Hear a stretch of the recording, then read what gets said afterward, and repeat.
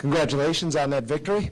First of all, if you could, Coach, begin the media conference by giving your impressions of that game, and then we'll open up for the questions. Your opening statement, please. Yeah, well, first of all, I want to give, Westosha a ton of credit. I mean, they played a heck of a game and battled throughout, and we knew it was going to be a, difficult process throughout. And, I'm just really proud of our guys that they continued to hang in there.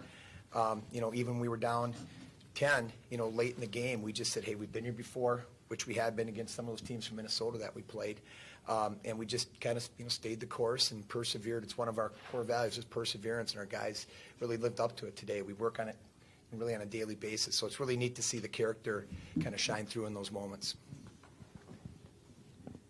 Coach, on the play at the end, Devon hit the three in the corner. Can you tell us what you guys talked about in the timeout, what you were looking for? And then, Devon, could you just kind of walk us through it and just kind of give us your viewpoint on the whole thing?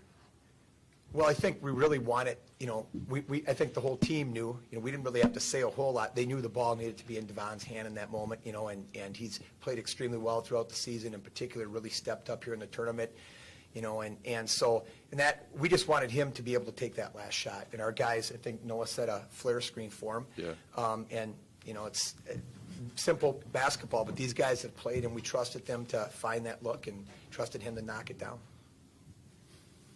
All right, so for the play, Joan up, it was for Nick to hit Noah, but then when Noah didn't get it, he sent me a flare. And when I caught that, I was like, well, it was coming to me, I was kind of just ready to shoot it already. So, but I heard my heel was this close out of balance. It's close, yep.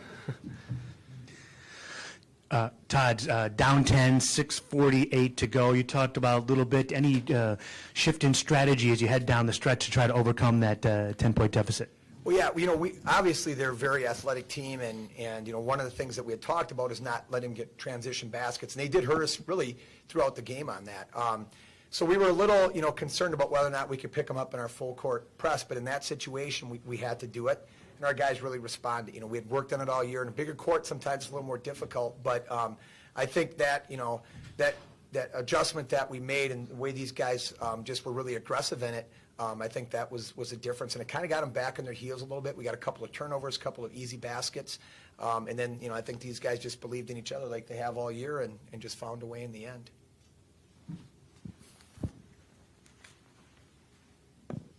This for both players. Could you guys talk about how tough it was to find good shots early in this thing? They, as I said, threw a lot of different kinds of zone at you and stuff, and it wasn't really quite central offense out there. But you guys found your way eventually. But how tough was it to get shots early?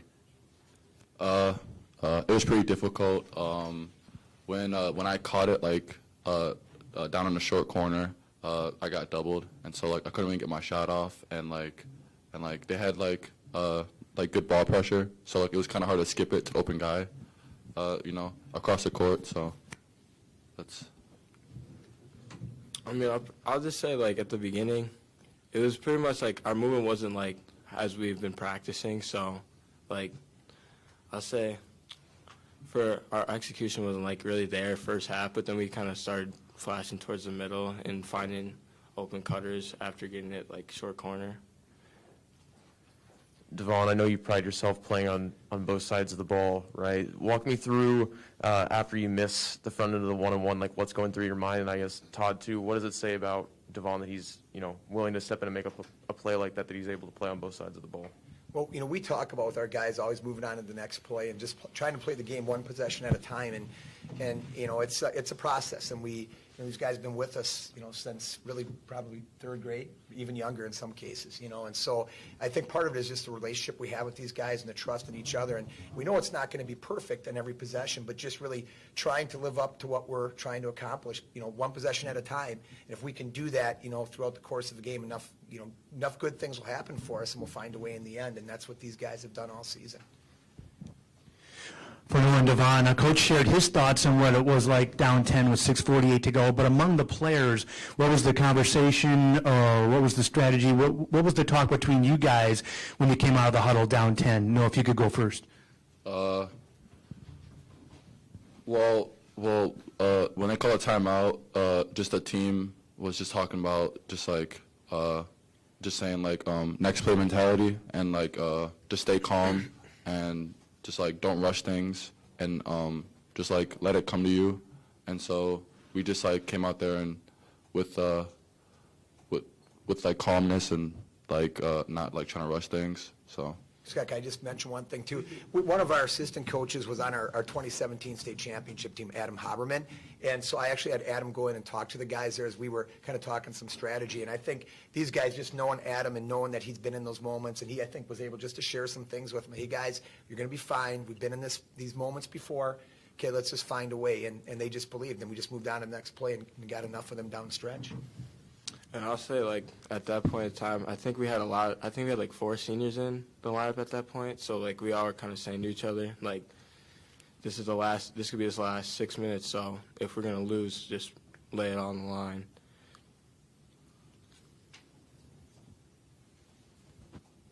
I suppose we can't let you go without talking about Pewaukee.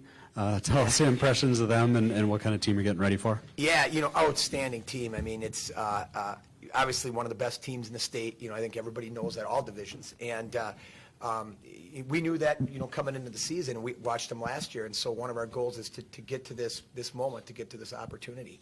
And so that's really what we're looking at is just a great opportunity for us. We know we're going to have to play, really better than we did today. I mean, we did some good things, but I think there's a lot of areas that we got to clean up, as we talked about in the locker room. But we're just excited for the opportunity. I think we'll enjoy this a little bit, and then we'll get back to work here fairly soon and start planning for tomorrow night.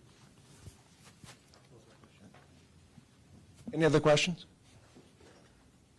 Seeing none, congratulations, and we'll see you tomorrow. Thanks, Tom. Appreciate it. Okay, awesome. Thanks, guys. Thank you. Yeah, thank you. Yeah, thanks, guys. Take care. Ladies, thank you.